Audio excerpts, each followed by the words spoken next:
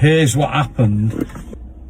I was following this driver and we were, well, probably about 15 minutes. He was first cab, I was second cab. Somebody went up to his window out the side there, you know, when they talk to the driver, and he never got in the cab. So I'm on alert straight away, and he comes to my window and he says to me, "Is your card reader working?" I said, "Yeah, it is."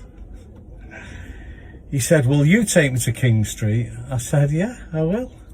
But before I do, did that driver ask you where you was going before he told you his card reader was broke?" He said, "Yeah, he did." I said, "Well, jump in, I'll take you, I'll explain on the way." It's a precondition of your Hackney Carriage driver's licence, or your badge, that you have a ability to take card payments. So there's a breach of his conditions right there. Anyway, he gets in and the driver comes up to me and says, "My machine's broke." I said, "Yeah, well, is it only broke on the short journeys?" He went, No, it's broke." So yeah, but you need to tell the driver behind if your card machine's broke before your job comes up, because that way he's being fair to his colleague, isn't he? He's saying, "I'm sorry, I didn't know my card machine's not working for whatever reason.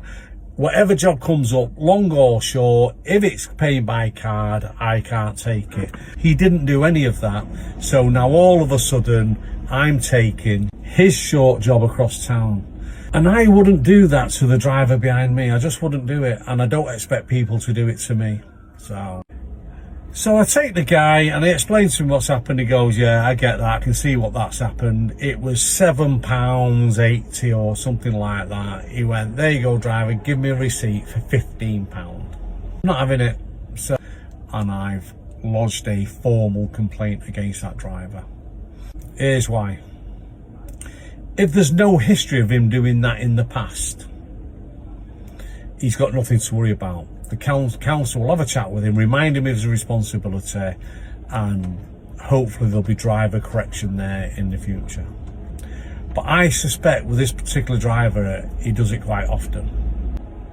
Manchester City Council will have a record of that and they'll know that. Or they need to then decide whether this guy is a fit and proper person to drive a taxi cab. Because it is an offence to refuse the hire of a fare unless you have reasonable cause to do so. And the fact that that person's going a short distance isn't reasonable cause. Will I get to find out? I should imagine so.